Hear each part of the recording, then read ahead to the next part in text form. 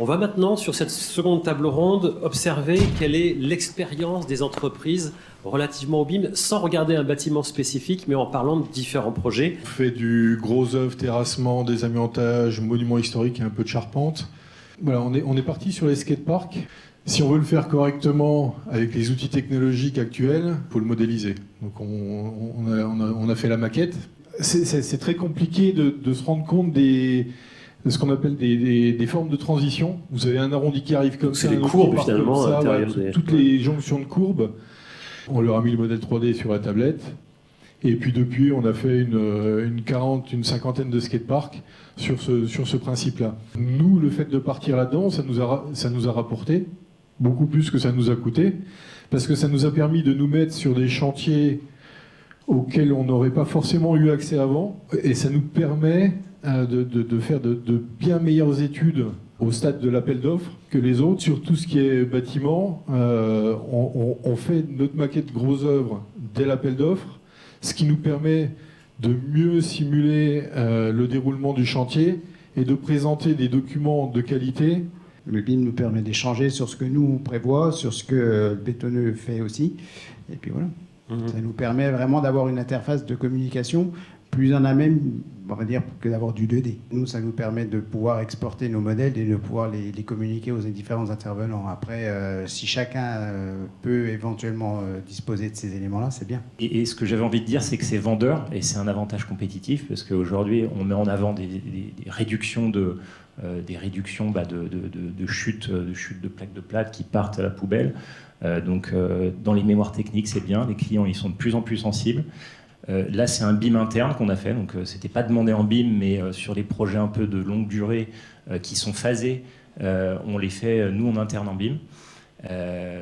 Ça permet de transmettre après aux conducteurs de travaux, aux chefs de chantier, une maquette qu'ils peuvent visualiser, sur lesquelles, en un clin d'œil, ils ont vite compris le chantier, comment se décortique le projet. Et on a aussi des fois des BIM qui sont demandés collaboratifs par des maîtres d'ouvrage. Alors bonjour à tous, je suis là aujourd'hui au nom de mes collègues avec une casquette innovation.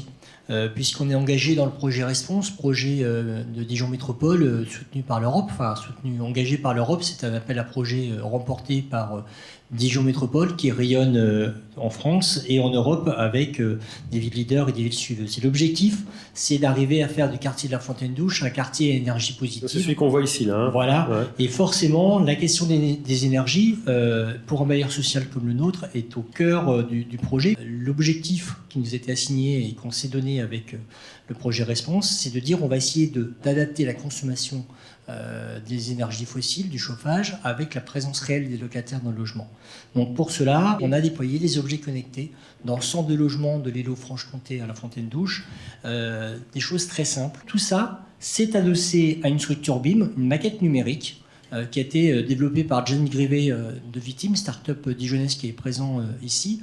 Et on est venu faire du BIM en adossant ces objets connectés à une architecture numérique, à des données qui remontent dans une maquette BIM. Donc le bâtiment est modélisé à l'échelle du logement, donc tous les logements sont modélisés, et on va pouvoir avoir la possibilité d'animer la donnée qui est collecté en temps réel. C'est un avantage puisque...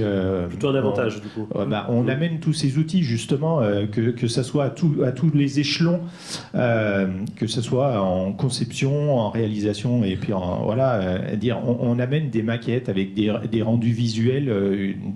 Le 2D ne fait pas tout. On n'a pas les rendus, on ne se rend pas compte de la conception. C'est forcément un avantage. Nos métiers évoluent, il faut savoir aller justement un petit peu sur ces nouvelles technologies un petit peu et c'est beaucoup plus facile de travailler, d'expliquer à des jeunes ou à des moins jeunes, puisqu'on a des gens qui viennent en reconversion aussi dans nos entreprises et c'est des outils qui ont un bienfait pour nos métiers. Je pense que c'est un avantage et il faut forcément aller dessus, c'est l'avenir.